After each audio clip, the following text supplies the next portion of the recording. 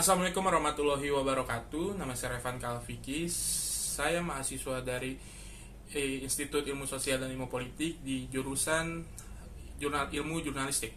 Saya menyadari bahwa mulai adanya pergeseran di kalangan pembaca masyarakat, yaitu yang awalnya mencari sebuah informasi dari media massa mainstream seperti koran, radio, ataupun televisi, mulai bergeser ke media sosial seperti WhatsApp, Facebook, Twitter, maupun Instagram.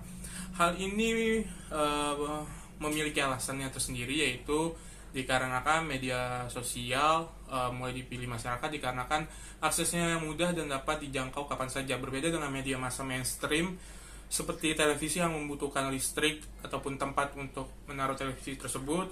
Radio juga membutuhkan listrik, dan koran harus membeli atau mencari penjual koran yang sudah mulai langka. Jadi masyarakat mulai beralih ke hal yang lebih mudah aksesnya. Dua media tersebut, yaitu media massa mainstream dan media sosial, menawarkan hal yang sama, yaitu informasi dan berita. Ketika kita membicarakan informasi dan berita, yang muncul adalah kebenaran berita atau informasi tersebut dan kelengkapan berita dan informasi tersebut. Dalam hal ini yang menjadi fondasi bagi para jurnalis juga yang untuk menulis berita dan informasi harus benar dan lengkap. Media massa mainstream masih unggul dibanding media sosial. Ya, jadi ada datanya juga. Jadi media mainstream seperti televisi dan radio masih unggul dalam tiga hal, yaitu informasi yang jelas dan lengkap, terjaminnya kebenaran, dan sumber berita yang jelas. Media massa mainstream masih unggul di situ dibanding dengan media sosial. Kenapa media sosial tingkat kepercayaan atau sebuah informasinya masih dikit dibandingkan media massa mainstream? Dikarenakan di media sosial terdapat sebuah yang namanya berita hoax. Jadi kan di media sosial ini kita siapa saja bisa menulis atau mempublikasikan informasi dan berita, sehingga kadangkala ada berita-berita yang ternyata bohong, ternyata yang cuman clickbait. Jadi ini menimbulkan dampak ke masyarakat. Oleh karena itu para jurnalis juga memiliki tantangan di hal tersebut, dikarenakan latar belakang kenapa muncul ada berita hoax dan berita bohong ini adalah untuk mengincar angka pembaca yang tinggi, sehingga clickbait seperti judul-judul yang senonoh atau gitu digunakan agar masyarakat mengklik tersebut, adanya kecenderungan masyarakat mengklik hal tersebut, sehingga jurnalis harus membuat berita yang tetap berkualitas, berita yang kebenarannya bisa diuji dan informasi yang lengkap, tetapi angka pembacanya juga tinggi. Hal tersebut mungkin bisa dimulai dari membuat judul yang menarik, singkat, padat, dan jelas inti dari informasi tersebut, dan menggunakan bahasa yang mudah dimengerti oleh masyarakat.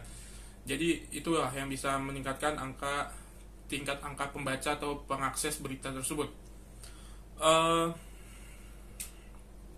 Di media sosial juga para jurnalis juga dapat mendapatkan feedback dari para pembacanya secara langsung, berbeda dengan media massa mainstream yang tidak bisa mendapatkan feedback secara langsung dari para penik baca. Dikarenakan di media sosial tuh bisa langsung komen, terjadinya komunikasi dua arah antara pembaca dan pembuat. Di situ kelebihan media sosial. Tadi adalah kelebihan dari media sosial, yaitu terdapatnya feedback antara pembaca, adanya feedback dari pembaca kepada penulis. Media sosial juga memiliki kelebihan, yaitu karena mulai diakses oleh banyak orang, sehingga penyebaran berita dan informasi yang ditulis oleh jurnalis bisa sangat amat mudah untuk disebarkan lagi. Karena di Twitter kita bisa mulai meretweet sebuah informasi atau berita, di Instagram kita bisa nge-share satu sama lain, di Twitter juga, di WhatsApp kita juga bisa nge-share. Jadi berita dan informasi tersebut mudah tersebar kepada masyarakat dan tersebar itu secara luas. Jadi itu kelebihan media sosial. Tetapi kelebihan bagi media massa mainstream yang seperti radio, televisi, dan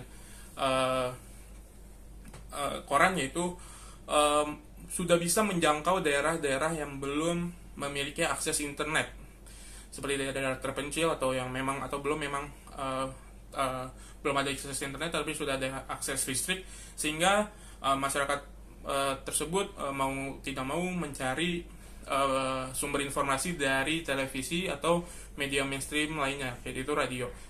Hal tersebut yang membuat para jurnalis atau media besar lainnya tidak bisa meninggalkan media massa mainstream secara langsung atau serentak gitu, karena masih terdapat daerah-daerah yang membutuhkan sumber informasi tetapi belum ada akses internet yang mumpuni, sehingga mengandalkan televisi, radio, dan koran sebagai sumber informasi.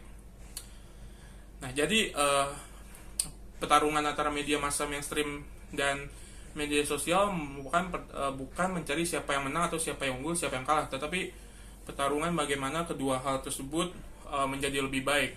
Media sosial mulai bisa dipercaya, tidak adanya berita hoax, dan media massa mainstream mulai membuat konten-konten yang menarik sehingga dapat kembali dilihat oleh para pembaca. Jadi pertarungan yang sehat bukan pertarungan yang tidak sehat, tapi pertarungan yang sehat, sama-sama berkembang, sama-sama mulai. Karena tujuan dua media sosial dan media massa mainstream adalah mencerdaskan bangsa dan menyebarkan informasi dan berita secara luas agar masyarakat tahu. Sekian dari saya Revan Kalfiki, pamit. Wassalamualaikum warahmatullahi wabarakatuh.